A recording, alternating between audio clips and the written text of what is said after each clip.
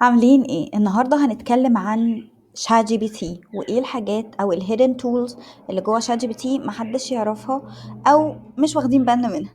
خلينا نبدأ الاول خالص بالبرومبتنج، ازاي ابرومبت شات جي بي تي.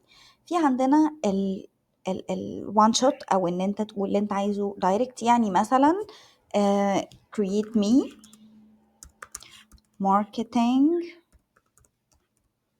strategy for، مثلا ممكن نكتب بالعربي برضو. هنقول مثلا شركة بتشتغل في ال education أو ال training for training company. أوكي.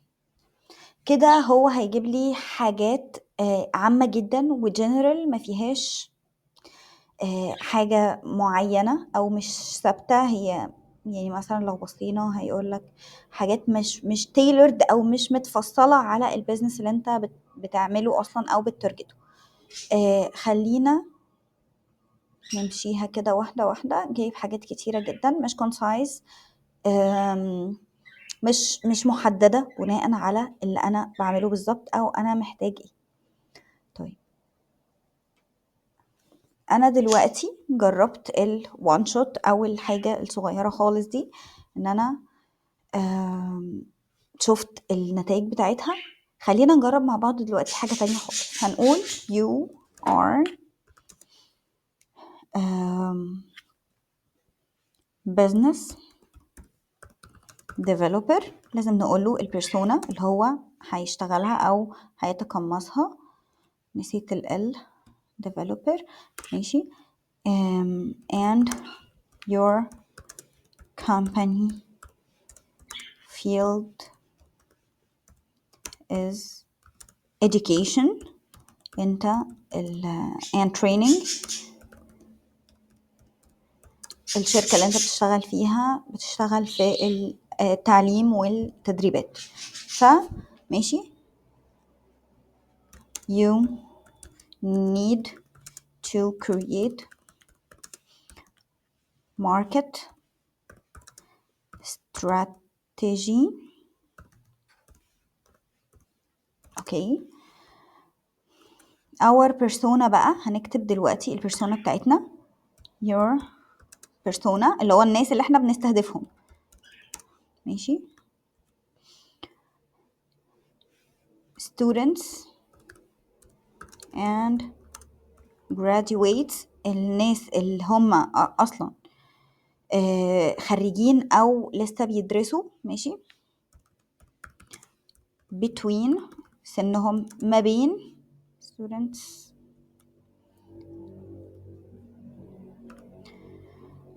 من مثلا 18 to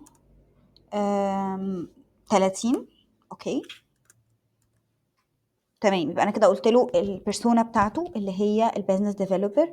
الكومباني اللي هو شغال فيها محتاج يعمل الماركت استراتيجي على بيرسونا. انا قلت له الاكشن اللي انا عايزه منه والبيرسونا اللي هو بيتارجتها. ماشي. التون بقى. ماشي. التون دي لو انا هعمل حاجة او هنزل اعلانات او حاجة زي كده بس غالبا انا ممكن محتاجش ده دلوقتي بس انا ممكن اضيف يعني حاجتين انا عايزاهم. اول حاجة مثلا ممكن اقول له هنا consider، هقول له حاجة يخلي باله منها. consider the competitors. اوكي competitors with I. consider the competitors. ماشي. and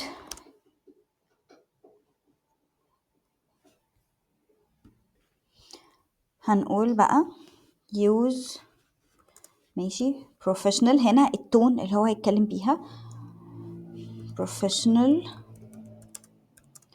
friendly. لا انا ملهاش دعوه. professional و friendly، وكمان عايزاها مثلا تكون little fun. ماشي. ايه كمان ممكن اضيف مثلا عايزاها بروفيشنال وفريندلي ليتل فن. لو انا بتارجت مثلا البيرنتس بتوع الناس دي عشان هم اللي يقدموا لهم على البيزنس بتاعي، او هم اللي يقدموا لهم في الاكاديمي بتاعتي، فانا هقول مثلا خلي التون بتاعك بتخاطب البيرنتس بتاعت الناس دي، بس انا اوريدي مثلا مش عايزه ده، فانا هقول خليها حاجه كده. ممكن نضيف كمان جن زي علشان يبقى عارف هو بيتكلم ازاي ويختار حاجات كده. لو انا عايزاها مثلا بالعربي هقوله مثلا in Arabic، ماشي. لو انا عايزاها بالعربي، بس لو انا عايزاها بالمصري مثلا هخليها Egyptian accent. حاجة كمان انا محتاجة ان انا اضيف هنا انا بتارجت ناس فين بالظبط، ماشي. in Egypt، لو انا بتارجت ناس في مصر فانا محتاجه اضيف ده برضو عشان يبقى عارف البيرسونا اللي احنا بنتكلم معاها عامله ازاي. كل ما يكون عندي معلومات اكتر عن البيرسونا كل ما يكون احسن. يعني مثلا كمان لو ضفت ان الناس دي مش لاقيه شغل، او الناس دي محتاجه تنمي مهاراتها، او الناس دي مثلا عندها نقص في كذا، ايا كان ايه اللي انا هضيفه هيفرق جدا في الفاينل ريزلتس اللي انا هاخدها منه. تمام، يبقى انا كده خلصت. هنا خلينا نشوف بقى الماركت استراتيجي اللي هو عملها.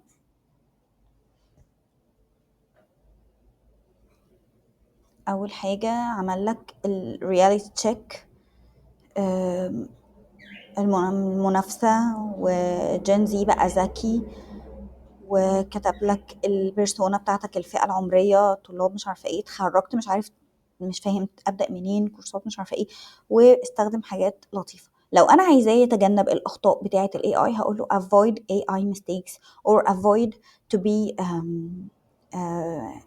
avoid the AI tone عشان ما يتكلمش بس يعني بنفس طريقة ال AI. بعد كده لو بصينا هنلاقي ان هنا الحاجات كلها concise وبيتكلم في حاجة محددة. يعني مثلا قايل لك الكونتنت استراتيجي بالبلاتفورمز اللي انت هتستخدمها، تيك توك، انستجرام، لينكدين. الكونتنت بيلرز عاملها لك هنا، عامل لك الليد فانلز وبعد كده عامل لك البيد ادز وعامل لك بين قوسين بعقل. بعد كده البارتنرشيبس، البرايسنج استراتيجيز، كل حاجة حاططها لك بشكل قوي جدا. غير الأول، لو رجعنا للأول هتلاقي إن هي مش مظبوطة قوي، وفيها كلام مش متحدد على اللي انت عايزه. يعني مثلا mid career professionals, corporate SMEs، مش عارفة ايه، value propositions، حاجات حلوة بس مش متفصلة على الهدف اللي انت عايزه او على البيزنس بتاعك. خلينا نشوف تشات جي بي تي كمان نقدر نستخدم فيه ايه تاني. في هنا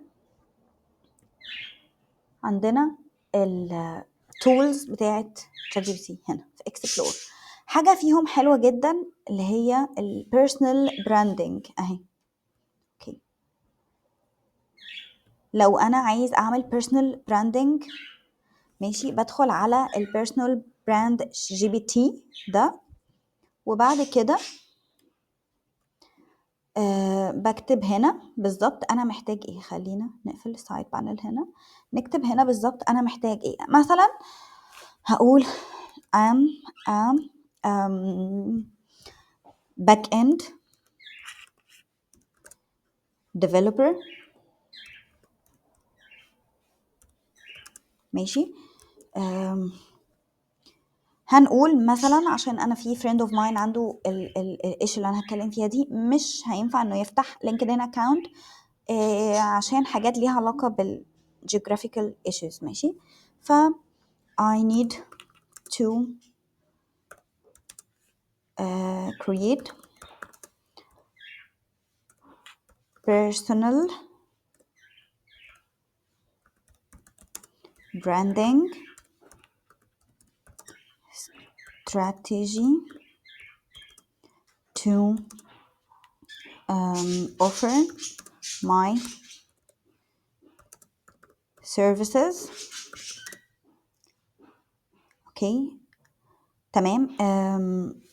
my هنكتب بقى اهم حاجة my target or بلاش target، هنخليها potential clients بين قوسين my target audience.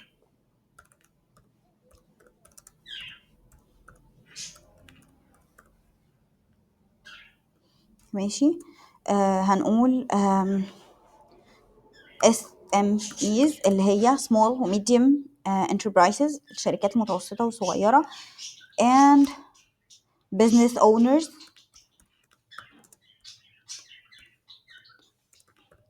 تمام.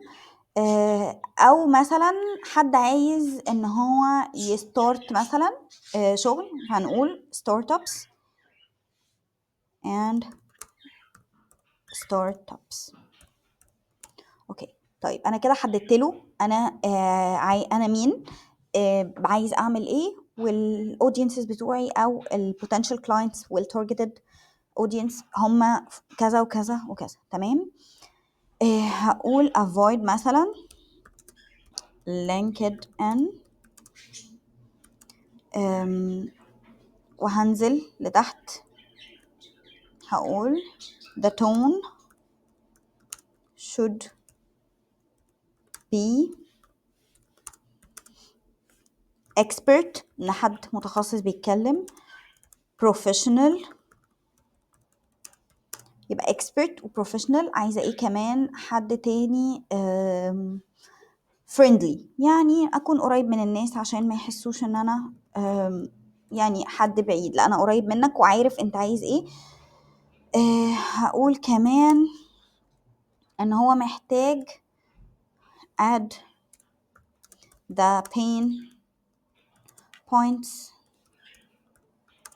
that I can use to reach these clients. ماشي. البين بوينتس بتاعتهم ايه، مشاكلهم ايه، الحاجات اللي هم محتاجين يشتغلوا عليها، او ايه مشاكلهم عامه مع الفريلانسرز او الباك اند ديفلوبرز والحاجات دي. ماشي. انا كده قلت له انا مين، محتاج ايه، البوتنشال كلاينتس بتوعي او التارجت اودينس.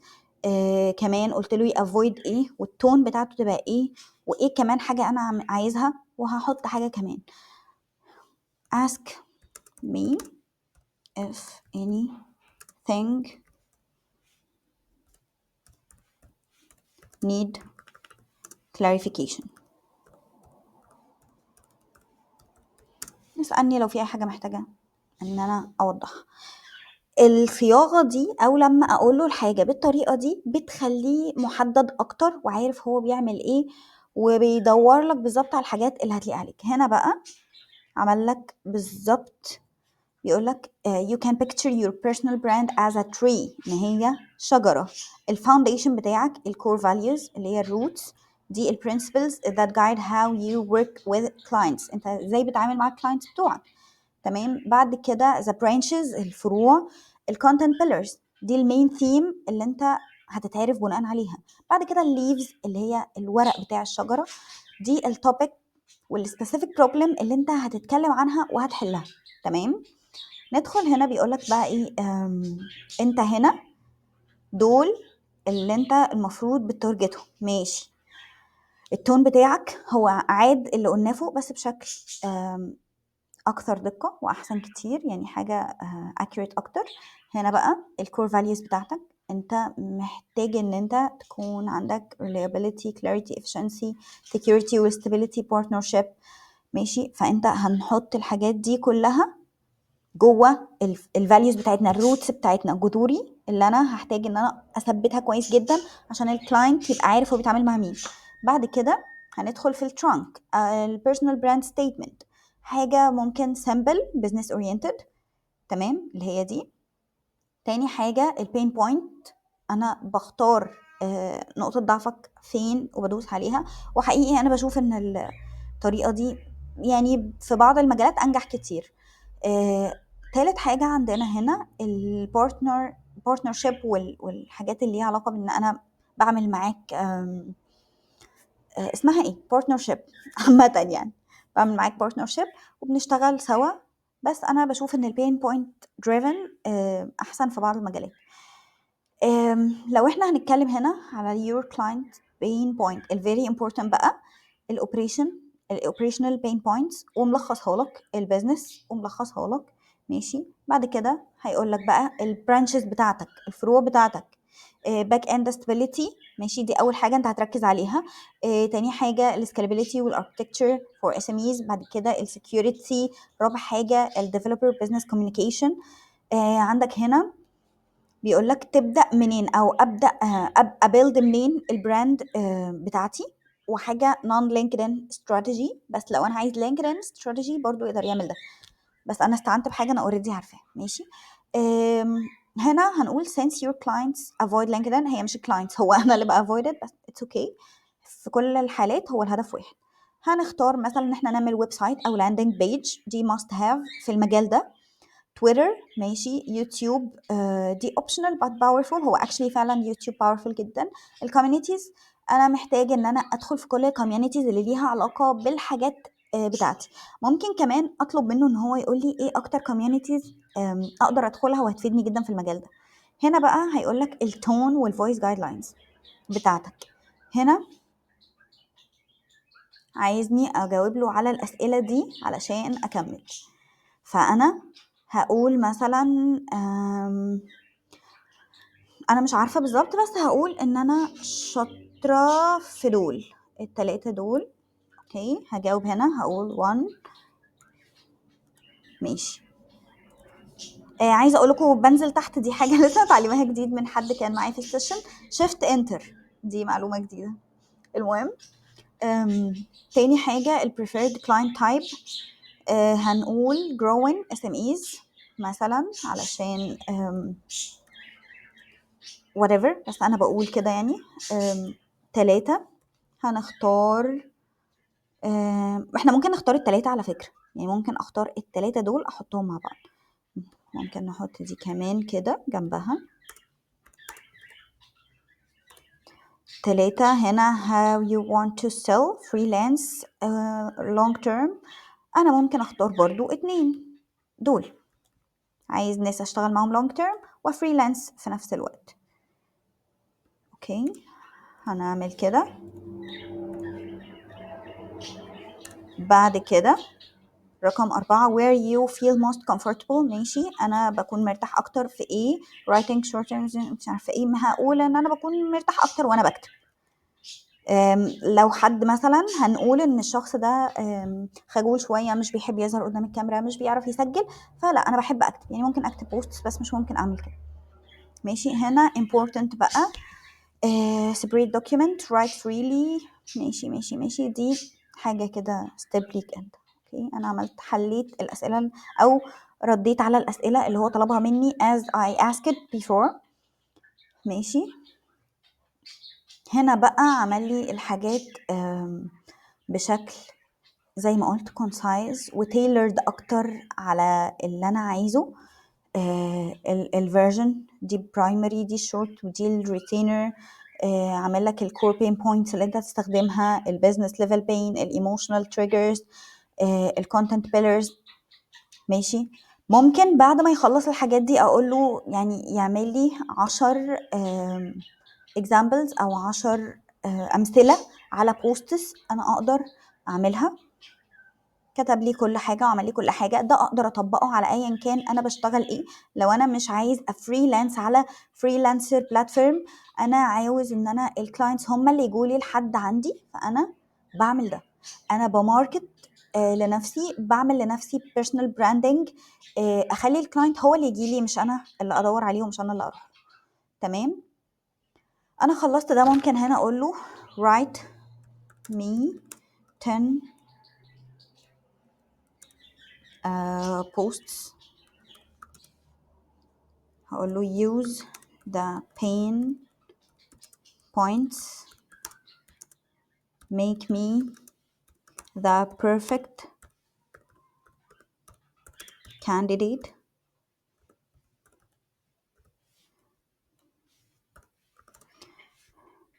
كتبت ايه غلط في candidate candidate. وبعدين هقول له مثلا make it persuasive and powerful. Use the same structure that we discussed previously. ماشي. هو بقى هيجنريت ليا 10 اللي انا بتكلم فيهم او اللي انا عايزاهم. اول بوست، تمام. ده التاني APIs are not just technical details. لو انا عايزاهم بالعربي يقدر يعملهم لي بالعربي، اقدر اقول له برضو avoid ال AI language او ال AI mistakes، هيقدر يعمل ده. ولو انا حابب برضو generate photos او حاجات زي كده، هنقدر نعمل ده، وحاجات تكون لايقة جدا على البوست بتاعنا. استنوا مني فيديو كمان اشرح لكم فيه ازاي نعمل ده، وازاي نعمل بوست قوي جدا، وايه كمان حاجات جوه ChatGPT نقدر نستخدمها احنا ما نعرفش عنها حاجة.